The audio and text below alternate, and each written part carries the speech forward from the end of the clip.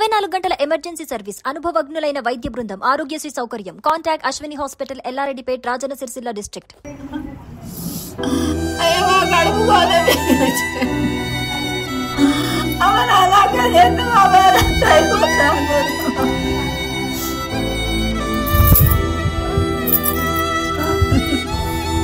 Suman TV Jagtial జిల్లా మేడిపల్లి మండలం దమ్మన్నపేట గ్రామంలో ఉన్న మన ఇక్కడ ఈరోజు జరిగినటువంటి విషాదకరమైన సంఘటన. ఒక 26 సంవత్సరాల మహేందర్ రెడ్డి లండన్లో హార్ట్ అటాక్తో చనిపోవడం చాలా బాధాకరమైన విషయం. ఇక్కడ విషాద ఛాయలు నెలకొన్నాయి. వారి తండ్రి గారు, తల్లి గారు రోజున మిన్నంట ఇక్కడ ఇట్లా జరిగింది. నాకు అదే ఈ ఇష్యూ మా కుటుంబానికి, మా ఇంట్లో అందరినీ ఇది ఒక బాధ పెట్టే కార్యక్రమం. ఎంత కష్టపడి వాడు చిన్నప్పటి నుంచి చదువుకుంటూ మంచి ఫస్ట్ క్లాస్లో ఉండేటటువంటి స్టూడెంట్, దాన్ని బేసిక్ తీసుకొని వానికి 3వ తరగతి నుంచి వాడిని హాస్టల్లో వేయించి వాడు మళ్ళీ యూకే పోతాంటే సుతా నేను యూకే డబ్బులు ఖర్చు పెట్టించి యూకే పంపించి అక్కడ సుతా మంచి చదువుకొని 2 సంవత్సరాలు కంప్లీట్ చేసుకొని దాంట్లో ఉన్న సబ్జెక్టులన్నీ బయటకు వెళ్ళి ఇంత చిన్న పార్ట్ టైం చేసుకుంటా ఆ సబ్జెక్టులు మొత్తం వెళ్ళి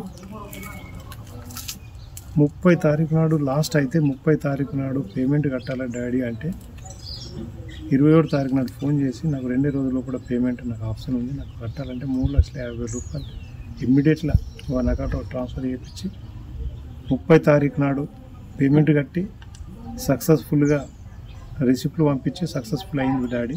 నాకు 2 సంవత్సరాలు నాకు వీసా పడ్డది, వర్క్ వీసా. నాకు ఇక నుంచి నువ్వు నాకు డబ్బులు పంపించకుండా అవసరం లేదు డాడీ, నేను నీకున్నా, నన్ను అర్థం చేసుకో, నేనున్నా నీకు, నేను ప్రతి నెల నీకు డబ్బులు పంపిస్తాను నాకు.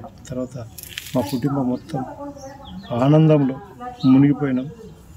వాళ్ళ తమ్మునికి సుత ఒక ముచ్చట చెప్పిండు, అరే డాడీ నువ్వు ఎప్పుడు పైసలు అడగకురా, నేను డాడీని ఇబ్బంది పెట్టకు, నేను ఏమన్నా అవసరం అనుకుంటే సుత నేను పంపిస్తా అని చెప్పి తమ్మునికి సుత ధైర్యం చెప్పి, ఇంట్లో వాళ్ళ అమ్మకు సుత నేనున్నా అని ఒక ధైర్యం చెప్పి 30 తారీఖు అయిపోయిన తర్వాత దసరా 2వ తారీఖు అయిన తర్వాత 3వ తారీఖు నాడు మాకు విషాదగాథ, అంటే మా కుటుంబం, మా చరిత్రలో మాకు ఒక మచ్చ.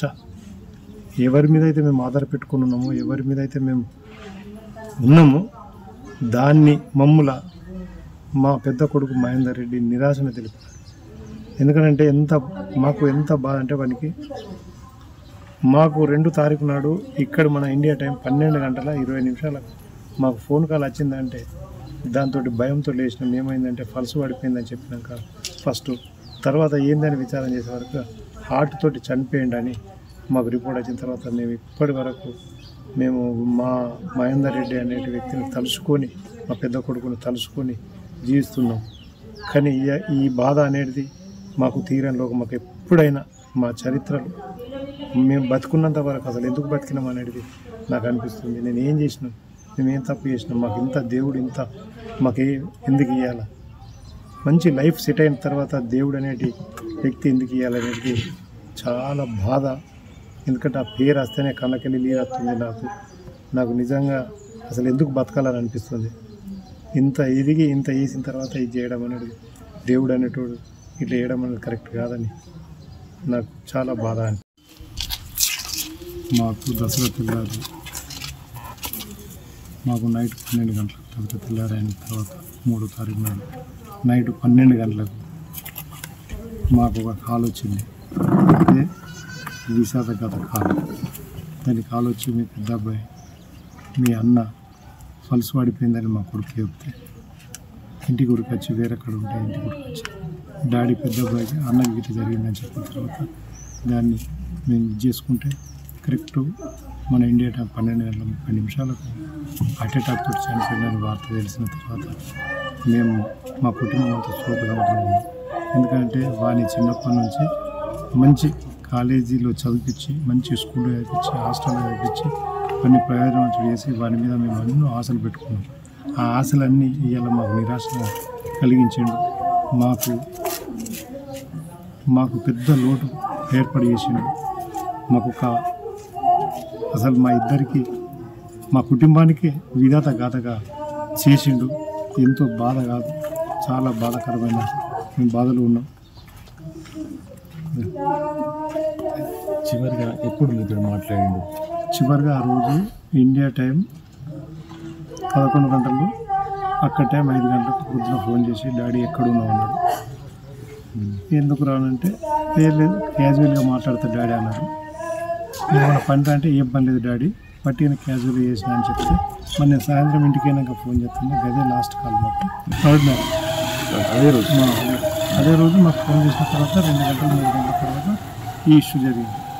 అదేవిధంగా 30 తారీఖు నాడు వాని వీసా మన స్టూడెంట్ వీసా అయిపోయి వాడి ఎగ్జామ్స్ అన్నీ బయట వెళ్ళిండు కాబట్టి ఎగ్జామ్స్ వీసా అయిపోయి వర్క్ వీసా పడి ఆ రోజు సుతా 30 తారీఖు నాడు సుతా 3,50,000 మన ఇండియా 3,50,000 పేమెంట్ చేసుకున్నాడు. మేము పంపించాం. మాకు అది ఆ రోజు సుతా ఫ్రీగా మాట్లాడింది ఎప్పుడంటే అదే రోజు మాట్లాడింది 30 తారీఖు. డాడీ నాకు చాలా ఆనందంగా ఉంది, నా లైఫ్లో ఇది మంచి రోజు అన్నాడు. నాకేం డబ్బులు అవసరం లేదు, ఇక మీతోటే ఇప్పుడు నేను ఇప్పుడు ఇచ్చేసి మీకు పంపిస్తా డబ్బులు అని అమ్మకు ధైర్యం చెప్పిండు, నాకు ధైర్యం చెప్పిండు. తమ్మునికి సుతా ఏమన్నా ఉంటే డాడీని పైసలు అడగకు, నన్ను అడుగు, డాడీని ఇబ్బంది పెట్టకు అన్నాడు. నాకు ఎందుకంటే ఇంట్లో అందరం చాలా ఆనందం చేసినాం. ఆ ఆనందం ఎన్ని రోజులు అంటే ఒకటే రోజు మిగిలిచ్చిండు.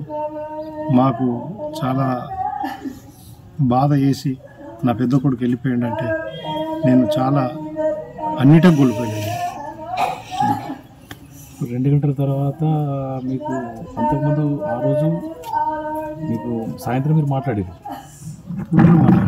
పొద్దున మాట్లాడారు 3 తారీఖు నాడు పొద్దున మాట్లాడాను 10:30 మాట్లాడితే క్యాజువల్గా ఫోన్ చేసినావా ఏమైనా పని అంటే క్యాజువల్గా ఫోన్ చేసిన డాడీ అంటే ఏమైనా పని అంటే ఏం పని లేదంటే మరి ఎవరో దగ్గర ఉన్నా నేను తర్వాత చెప్తాను చెప్తే సరే డాడీ సాయంత్రం చేయాలి. మీరు సాయంత్రం చేసినా? సాయంత్రం చేస్తే ఫోన్ కలవాలి, మీరు మాట్లాడాలి. చివరికి ఎప్పుడు మాట్లాడలేదు? అదే ఆయన మాట్లాడింది. మరి ఆయన కాంగ్రెస్ పార్టీ నాయకుడు, మరి ఆది శ్రీనివాస్ యొక్క కుడిభుజం అని చెప్పుకుంటారు. ఇక్కడ ఆయన ప్రధాన అనుచరుడుగా ఉంటాడు. ఆయనటువంటి బాధని మనం ఇక్కడ చూడలేకపోతున్నాం. ఏదైతే చనిపోయేక ముందు ప్రొద్దున 11 గంటలకు తన తండ్రి గారితో ఫోన్ చేసి డాడీ నేను ఇతడు మాట్లాడాలి అని చెప్పి సరే అని చెప్పి తన తండ్రి గారు ఏమన్నాడంటే నేను కొద్దిగా బిజీగా ఉన్నా, నేను మాట్లాడే పరిస్థితి లేను, సాయంత్రం నీకు ఫోన్ చేస్తా అని చెప్పినటువంటి అదే చివరిగా మాట్లాడేటటువంటి విషయంగా చెప్తున్నారు. మరి సాయంత్రం మళ్ళీ తండ్రి గారు ఫోన్ చేస్తే కలవలేదని చెప్తున్నాడు. రాత్రి ఫోన్ వచ్చి ఆయనకు హార్ట్ స్ట్రోక్ అని చెప్పి అక్కడ అటువంటి డాక్టర్లు చెప్పినట్టుగా ఈయన మరి తండ్రి గారు చెప్తున్నారు.